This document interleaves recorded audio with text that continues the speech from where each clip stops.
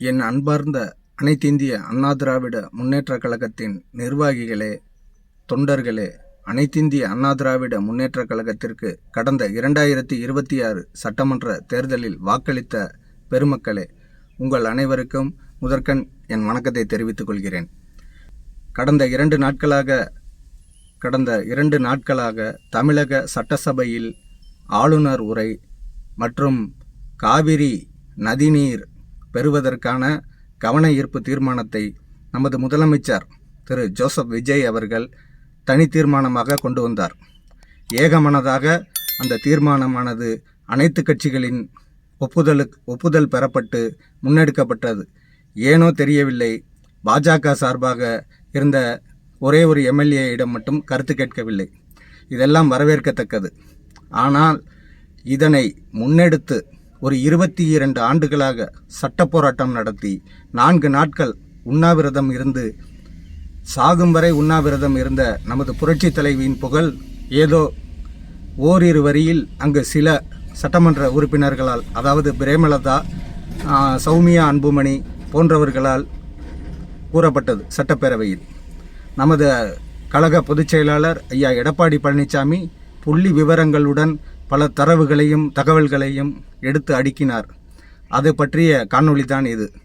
அனைத்திந்திய அண்ணா திராவிட முன்னேற்றக் கழக தொண்டர்கள் அனைவரும் காண வேண்டிய காணொளி.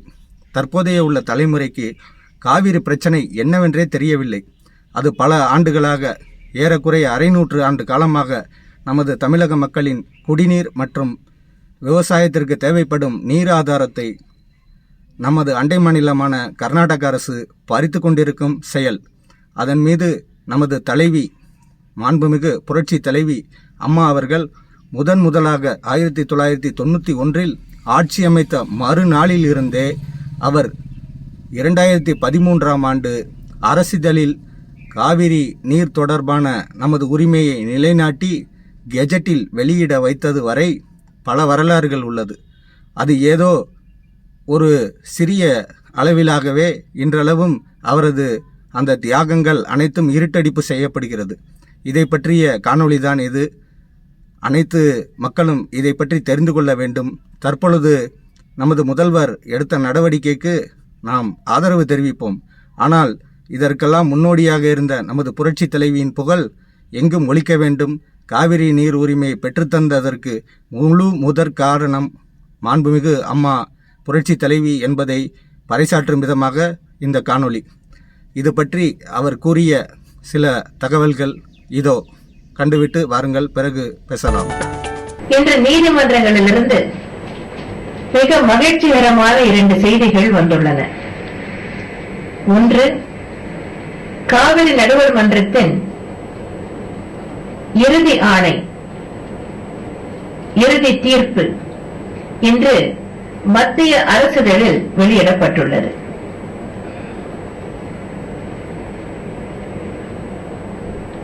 இருபத்தி 2 ஆண்டு காலம் நான் நடத்திய இடைவிடாத அயராத போராட்டத்திற்கு கிடைத்த மகத்தான வெற்றி இது.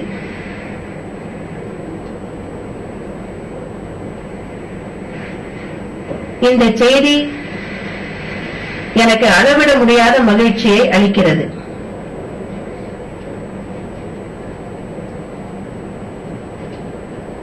ஆயிரத்து 1991ஆம் ஆண்டில் ஜூன் 24ஆம் தேதி நான் முதல் முறையாக முதலமைச்சராக பொறுப்பேற்றேன். அடுத்த நாள்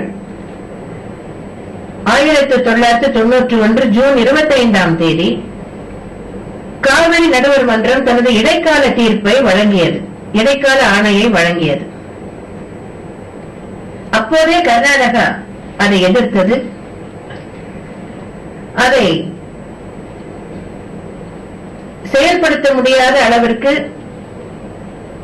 செயலற்று போக வேண்டும் என்ற எண்ணத்துடன் கர்நாடக சட்டசபையில், சட்டமன்றத்தில் ஒரு சட்டத்தை கொண்டு வந்தார்கள்.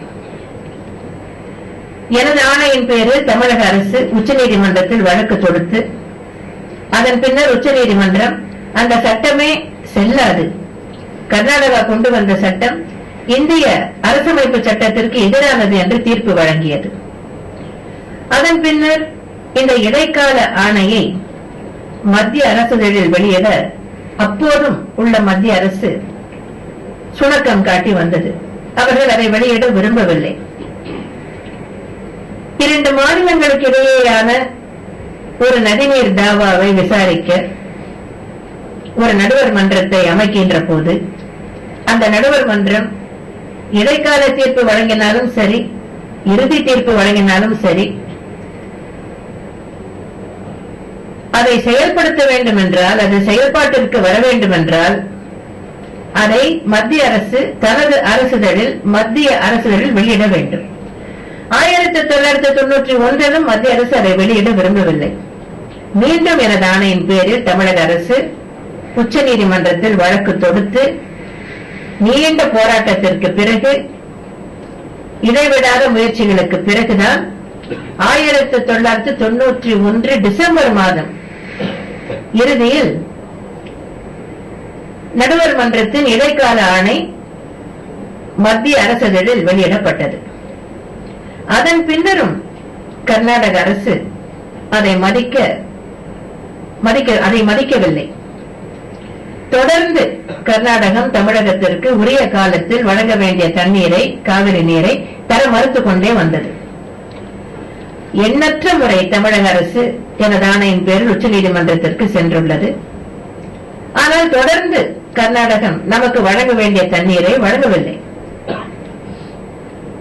அந்த இடைக்கால ஆணையை செயல்படுத்த மத்திய அரசு எந்த விதமான ஒரு ஏற்பாட்டையும் செய்யவில்லை. அதற்காகத்தான் 1993 இங்கே சென்னையில் மெரினா கடற்கரையில் சாகும் வரை உண்ணாவிரதம் என்று நான் உண்ணாவிரதம் இருந்தேன். 4 நாட்கள் என்னுடைய உண்ணாவிரதம் நீடித்தது. 4வது நாள் மாலையில் மத்திய அமைச்சர், அப்போது நீர்வளத்துறை அமைச்சராக இருந்த சுக்லா அவர்கள் இங்கே சென்னைக்கு வந்தார்கள். அப்போது என்னை சந்தித்து காவிரி நடுவர் மன்றத்தின் இடைக்கால ஆணையை செயல்படுத்த மத்திய அரசு தேவையான குழுக்களை அமைக்கும் என்ற உத்தரவாதத்தை தந்த பிறகுதான் எனது உண்ணாவிரதத்தை நான் கைவிட்டேன். தொடர்ந்து கர்நாடகம் இந்த இடைக்கால ஆணையின்படி ஒரு முறை கூட தமிழகத்திற்கு கொடுக்க வேண்டிய காவிரி நீரை வழங்கவில்லை. இயற்கையின் கருணையால் மழை பெய்த போது இங்கே விவசாயம் செய்ய முடிந்தது. மற்ற நேரங்களில் கர்நாடகத்தில் பலத்த மழை பெய்து அவர்களுடைய 4 அணைகளும் நிரம்பி அதற்கு மேல் அங்கே தண்ணீரை தேக்க முடியாத ஒரு நிலை ஏற்பட்ட பிறகு பாய்ந்து வந்த உபரி நீர் தான் தமிழகத்திற்கு கிடைக்கும். இப்படித்தான் ஒரு நிலைமை நீடித்து வந்தது. எனவே திரும்ப திரும்ப உச்ச நீதிமன்றத்தை அணுகி பல்வேறு வழக்குகளை எனது ஆணையின் பேரில் தமிழக அரசு தொடுத்து அதனுடைய விளைவாகத்தான் காவிரி ஆணையம், காவிரி ரிவர் அத்தாரிட்டி மற்றும் காவிரி கண்காணிப்பு குழு, மானிட்டரிங் கமிட்டி ஆகியவை அமைக்கப்பட்டன. அதற்கு முழு காரணம் எனது முயற்சிகளும் என்னுடைய அரசின் முயற்சிகளும் தான். உங்களுக்கெல்லாம் அண்மையில் நடைபெற்ற நடப்புகள், நிகழ்வுகள் எல்லாம் தெரியும். கடந்த 9 ஆண்டு காலமாக இந்த காவிரி நதிநீர் ஆணையத்தை கூட்டவே மத்திய அரசுக்கு விருப்பமில்லை. 9 ஆண்டுகளாக அதை கூட்டவில்லை. மீண்டும் 2011 நான் ஆட்சி பொறுப்பேற்ற பின்னர் அந்த காவிரி நதிநீர் ஆணையத்தை கூட்ட வேண்டும் என்று திரும்ப திரும்ப மத்திய அரசை வலியுறுத்தி கேட்டுக்கொண்டேன். ஆனால் அவர்கள் அதை செய்யவில்லை. கடைசியில் வேறு வழியின்றி இந்த காவிரி நதிநீர் ஆணைய கூட்டத்தை கூட்டுவதற்காக ஆணையிட வேண்டி உச்சநீதிமன்றத்திற்கு எனது ஆணையின் பேரில் தமிழக அரசு சென்று ஒரு வழக்கு தொடுத்தது. உச்சநீதிமன்றம் ஆணையிட்ட பிறகுதான் 9 ஆண்டு கால இடைவெளிக்கு பிறகு காவிரி நதிநீர் ஆணைய கூட்டம் கூட்டப்பட்டது. ஆனால் கர்நாடகம் நதிநீர் ஆணையம் வழங்கிய ஆணைகளையும் பின்பற்றவில்லை. அதன்படி நடக்கவில்லை. கர்நாடகம் என்ன வாதத்தை முன்வைத்ததென்றால், நாங்கள் தமிழ்நாட்டிற்கு தண்ணீர் தர வேண்டிய அவசியமில்லை என்றார்கள். இடைக்கால ஆணை இப்போது இல்லை என்பது அவர்களுடைய வாதம். இடைக்கால ஆணை இல்லை, அதனால் அதன்படி தண்ணீர் விட வேண்டிய அவசியம் இல்லை என்றார்கள். சரி, அது இல்லை என்றால் இப்ப இறுதி ஆணை வந்து விட்டதே, அதன்படி நீங்கள் தண்ணீரை விடுங்கள் என்று கேட்டால், இறுதி ஆணை இன்னும் செயல்பாட்டிற்கு வரவில்லை, அதை இன்னும் மத்திய அரசுகள் வெளியிடவில்லை, எனவே அதன்படியும் முடியாது என்றார்கள். இடைக்கால ஆணை இல்லை என்றார்கள், இறுதி ஆணை இன்னும் வெளியிடப்படவில்லை மத்திய அரசுகளில் என்றார்கள். அதனால்தான் விடாமுயற்சி மேற்கொண்டு, அயராத முயற்சி மேற்கொண்டு, போராடி போராடி போராடி திரும்ப திரும்ப உச்ச நீதிமன்றம் சென்று இறுதியில் நமக்கு வெற்றி கிடைத்திருக்கிறது, மகத்தான வெற்றி கிடைத்திருக்கிறது. மத்திய அரசுகளில், அதாவது பிப்ரவரி 19, 2013 தேதியிட்ட மத்திய அரசுகளில் காவிரி நடுவர் மன்றத்தின் இறுதி ஆணையை மத்திய அரசு வெளியிட்டுள்ளது. அது இன்றுதான் அறிவிக்கப்பட்டது, இன்றுதான் எங்களுக்கு இதனுடைய பிரதி கொடுக்கப்பட்டது. ஆகவே என்னை பொறுத்தவரையில் தனிப்பட்ட முறையில் என்னுடைய வாழ்க்கையில் இது ஒரு மிக மகத்தான பிரம்மாண்டமான வெற்றி என்று நான் சொல்வேன். 30 ஆண்டு காலமாக நான் அரசியலில் ஈடுபட்டிருக்கிறேன். இந்த 30 ஆண்டு காலத்தில் உண்மையாகவே இன்றுதான் ஒரு சாதனை புரிந்ததாகவும் ஒரு நிறைவும் மன நிறைவும் எனக்கு ஏற்பட்டிருக்கிறது. இத்தனை காலமாக எவ்வளவு பேர் பாராட்டி புகழ்ந்தாலும் ஏதோ ஒரு சாதனை நான் செய்ததாக நான் கருதவில்லை. இன்று நிச்சயமாக இது ஒரு மகத்தான சாதனை என்று கூறுவேன். இன்றுதான் இத்தனை ஆண்டு காலம் பொது வாழ்வில் இருந்ததற்கும் கஷ்டப்பட்டதற்கும் ஒரு மன நிறைவு எனக்கு கிடைத்திருக்கிறது. இது எனக்கும் எனது அரசுக்கும் கிடைத்த வெற்றி. இது காவிரி டெல்டா மாவட்டங்களில் உள்ள விவசாய பெருங்குடி மக்கள் அனைவருக்கும் கிடைத்த வெற்றி. இனிமேல் காவிரி டெல்டா பகுதியில் உள்ள விவசாய பெருங்குடி மக்களுக்கு எதிர்காலத்திற்கு ஒரு உத்தரவாதம் ஏற்படுத்தப்பட்டிருக்கிறது. என்ன மக்களே, புரட்சி தலைவி அம்மா அவர்களின் அந்த பிரஸ் மீட்டை கேட்டீர்களா? தன் வாழ்நாளிலேயே அவர் சாதித்த சாதனையாக அவரே கருதிய ஒரு செயல், அந்த கெஜட்டேட்டில் காவிரி நதிநீர் உரிமையை மத்திய அரசிதழில் வெளியிடச் செய்த அந்த ஒரு மாபெரும் சம்பவம். ஆனால் இன்று என்னவோ மிகப்பெரிய சாதனை செய்தது போல் ஒரு தீர்மானம் நிறைவேற்றியதையவே இந்த விர்ச்சுவல் வாரியர்ஸ், பல நாட்களாக அந்த விர்ச்சுவல் வாரியர்ஸை காணவில்லை. அவர்கள் என்னவோ ஃபயர் விட்டு கொண்டிருக்கிறார்கள். சட்டப்பேரவை நேரலையை துண்டித்து விட்டார்கள். ராஜ்மோகன், ஆதவ் அர்ஜுனா மட்டுமே துறை சார்ந்த கேள்விகளுக்கு பதிலளிக்கிறார்கள். அதாவது ஆளுநர் உரை மீதான நன்றி தெரிவிக்கும் கூட்டத்தில் துறை சார்ந்த கேள்விகள் கேட்கக்கூடாது என்பது மரபு. அந்த மரபை காத்து இன்றளவும் எதிர்க்கட்சியில் 3வது கட்சியாக இருக்கக்கூடிய அனைத்திந்திய அண்ணா திராவிட முன்னேற்ற கழகம்தான் அந்த அவை மரபை காத்து கொண்டிருக்கிறது என்பதை நாட்டு மக்கள் தெரிந்து கொள்ள எந்த ஒரு ஊடகமும் எடுத்துக்கூற இங்கு முன்வரவில்லை.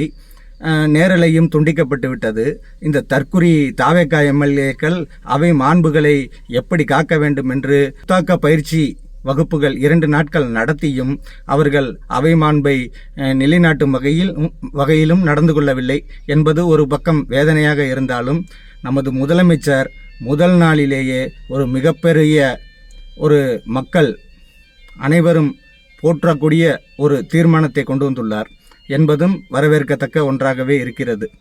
எனவே இது போன்ற தீர்மானங்கள் பல முதலமைச்சர்கள் முன்னெடுத்துள்ளனர். ஆனால் அதன் மீது என்ன நடவடிக்கை எடுக்கப்பட்டுள்ளது என்பதே பிரேமலதா விஜயகாந்த் அவர்களின் கேள்வி.